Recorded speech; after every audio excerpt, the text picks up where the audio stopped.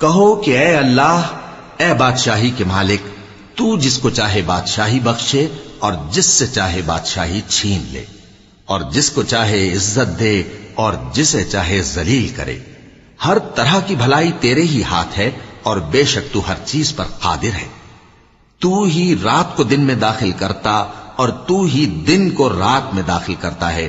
تو ہی بے جان سے جاندار پیدا کرتا ہے اور تو ہی جاندار سے بے جان پیدا کرتا ہے، اور تو ہی جس کو چاہتا ہے بے حساب رزق بخشتا ہے۔ مومنوں کو چاہیے کہ مومنوں کے سوا کافروں کو دوست نہ بنائیں، اور جو ایسا کرے گا اس سے اللہ کا کچھ عہد نہیں۔ ہاں، اگر اس طریق سے تم ان کے شر سے بچاؤ کی صورت پیدا کرو تو مذائقہ نہیں۔ اور اللہ تم کو اپنے غضب سے ڈراتا ہے، اور اللہ ہی کی طرف تم کو لوٹ کر جانا ہے۔ اے پیغمبر، لوگوں سے کہہ دو کہ کوئی بات تم اپنے دلوں میں مخفی رکھو یا اسے ظاہر کرو، اللہ اس کو جانتا ہے، اور جو کچھ آسمانوں میں اور جو کچھ زمین میں ہے اس کو سب کی خبر ہے، اور وہ ہر چیز پر قادر ہے۔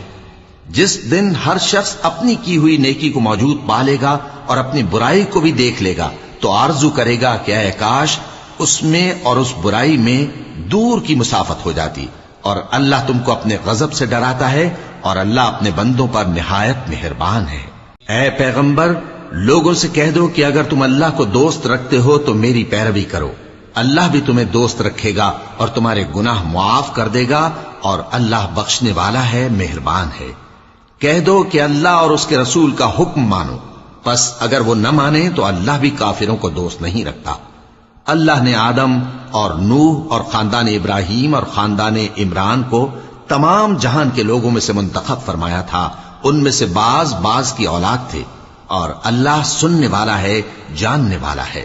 وہ وقت یاد کرنے کے لائق ہے جب عمران کی بیوی نے کہا کہ اے پروردگار، جو بچہ میرے پیٹ میں ہے میں اس کو تیری نذر کرتی ہوں، اسے دنیا کے کاموں سے آزاد رکھوں گی، تو اسے میری طرف سے قبول فرما، تو سننے والا ہے، جاننے والا ہے۔ پھر جب ان کے ہاں بچہ پیدا ہوا تو کہنے لگی کہ پروردگار، میرے تو لڑکی ہوئی ہے، جبکہ اللہ خوب جانتا تھا جو ان کے ہاں ولادت ہوئی تھی، اور نہ ہوتا لڑکا مانند اس لڑکی کے۔ اور کہنے لگی میں نے اس کا نام مریم رکھا ہے، اور میں اس کو اور اس کی اولاد کو شیطان مردود سے تیری پناہ میں دیتی ہوں۔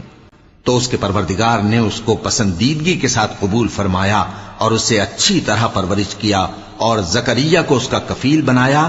زکریا جب کبھی عبادت گاہ میں اس کے پاس جاتے تو اس کے پاس کھانا پاتے۔